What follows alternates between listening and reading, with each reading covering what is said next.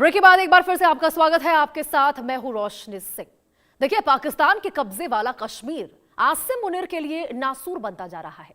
PoK की आवाम पहले से ही पाकिस्तानी फौज को घुटनों पर लेकर आई हुई थी और अब जम्मू कश्मीर ज्वाइंट अवामी एक्शन कमेटी के शांतिपूर्ण प्रदर्शन रैली पर पाकिस्तानी फोर्स ने गोलियां चला दी। यही गलती पाकिस्तानी सेना और आसिम मुनीर को बड़ी महंगी पड़ने वाली है। पाकिस्तानी रेंजर्स द्वारा की गई फायरिंग और आंसू गैस के गोलों की एक बौछार में एक प्रदर्शनकारी की मौत हो गई है। कई लोग गंभीर रूप से घायल हो गए हैं। हालांकि देखिए, घटना में हताहतों की संख्या की तत्काल पुष्टि नहीं हो सकी। बीते 3 हफ्ते से क्षेत्र को खाद्य सामग्री और दवाओं की आपूर्ति बाधित है, जिसके चलते एलओसी पर भारत के जम्मू क्षेत्र के पुंछ, मेंढर, राजौरी और डोडा और कश्मीर के लोगों से मदद की अपील की जा रही। पीओजे के लोगों के समर्थन के लिए लंदन तक में प्रदर्शन हो रहा है। ये तस्वीरें आपको दिखा रहे हैं। पाकिस्तान में इस वक्त बलूचों और पख्तूनों ने भी मोर्चा खोल रखा है। ऐसे में बड़ा सवाल यह है कि आखिर मुनीर पाकिस्तान को टूटने से कैसे बचाएंगे। इसी मुद्दे पर हम खास मेहमानों के साथ आज चर्चा करेंगे कि जिस तरह से चहुतरफा पाकिस्तान घिरा हुआ है, टुकड़ों में टूट रहा है, कैसे बचेगा पाकिस्तान। जेएसी क्या है यह भी आपको बताएंगे, जिस पर प्रतिबंध पाकिस्तान की ओर से लगा दिया गया है और जिसके नेता लगातार पाकिस्तान में पीओके में बगावत के सुर बढ़ाते हुए नजर आ रहे हैं। जेएसीसी के बारे में आपको बताते हैं। पूरा नाम है जम्मू कश्मीर ज्वाइंट अवामी एक्शन कमेटी। गठन हुआ साल 2023 में। गठन का कारण क्या था, यह भी जान लीजिए। प्रॉपर्टी टैक्स के विरोध से शुरुआत हुई इसकी। अब कई सामाजिक आर्थिक मुद्दों पर संगठन पूरी तरह से सक्रिय है।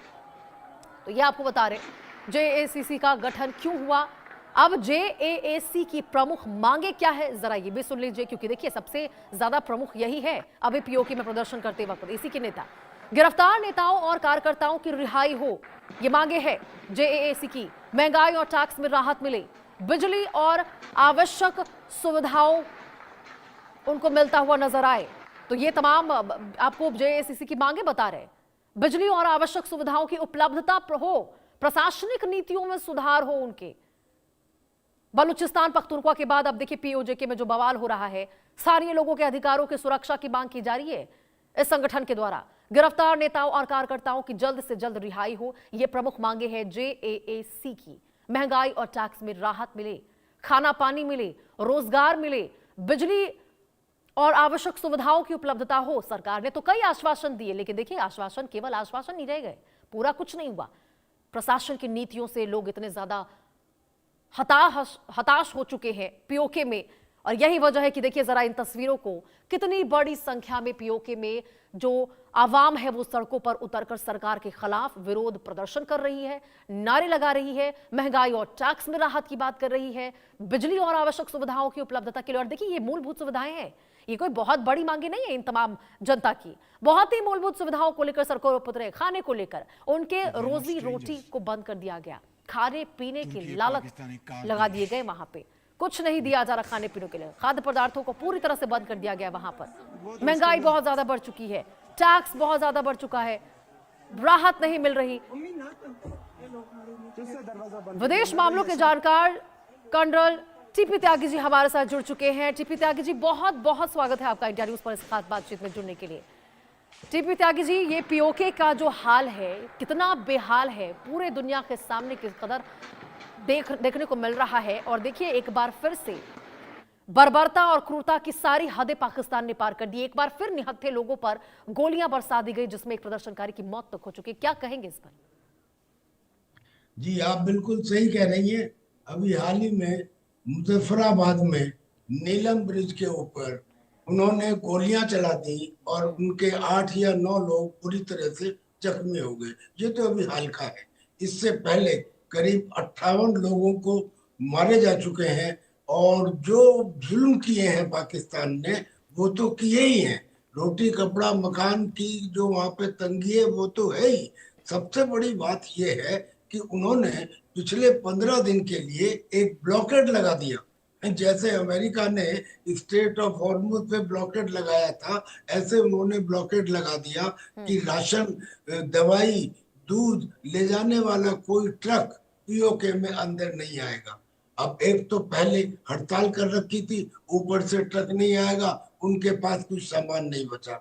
अब जो वहां के सरदार अम्मान खान है, उन्होंने भारत के राजौरी से, पुंछ से, मेंढर से, डोडा से अपील की है भारत के कि आप हमें राशन दीजिए, दूध दीजिए, हमें दवाइयां दीजिए। लेकिन एक मिलिटेंट फेस ये है कि JAAC, जैसे आपने सही कहा, जॉइंट अवामी एक्शन कमेटी बनी तो 4-5 साल पहले ही है, लेकिन अब इन्होंने ये आह्वान किया है कि POK में 10 जिले हैं, हर जिले से 50,000 लोग आए, सफेद झंडा उनके हाथ में हो और करीब 5 लाख लोग इकट्ठे हो जाएंगे। ये 5 लाख लोग प्रदर्शन करेंगे शांतिपूर्वक, ताकि अंतरराष्ट्रीय समुदाय को पता लगे कि क्या हो रहा है। But this is one side of the story. असलियत में जो प्रॉब्लम स्टार्ट होती है वो यहाँ से होती है कि POK को पाकिस्तान ने एक अलग देश कहा है, उसका अलग प्रेसिडेंट है, अलग प्राइम मिनिस्टर है, अलग संविधान है। लेकिन उसी संविधान में क्लॉज 56 में ये भी कह दिया है कि POK की सरकार को पाकिस्तान की सेंट्रल सरकार चुनी हुई सरकार को कभी भी हटा सकती है, और वहां पे दोगुला व्यवहार उनके साथ में होता है। अब जो उन लोगों में, पाकिस्तान ऑक्यूपाइड कश्मीर के लोगों में जो ये उपद्रव, जो प्रोटेस्ट थे, वो 22 में भी हुए, 23 में भी हुए, 2024 और 25 में भी हुए। लेकिन इस साल जो हुए हैं, आज 27वां दिन है, और असलियत में पाकिस्तान का एक्शन तो 5 जून से ही शुरू हो गया था, यानी कि आज 1 महीना हो गया। इंटरनेट वहां पर बंद है, सभी तरह की मुसीबतें वहां पे क्रिएट कर दी गई हैं। अब वो चिल्ला चिल्ला के कह रहे हैं, अभी तक तो ये था कि भाई जो 12 असेंबली सीट हैं वो 12 असेंबली सीट कैंसिल कर दी जाए। दरअसल में वहां पे कुल मिला के 53 सीट हैं, उसमें से 12 सीट जो हैं वो कश्मीरी रिफ्यूजियों के लिए हैं, वो POK के बाहर रहते हैं। तो उनका कहना ये है कि जो हमारे यहाँ की सरकार बनती है वो आपके यहाँ की कठपुतली होती है, क्योंकि ये 12 सीट को आप कंट्रोल करते हैं।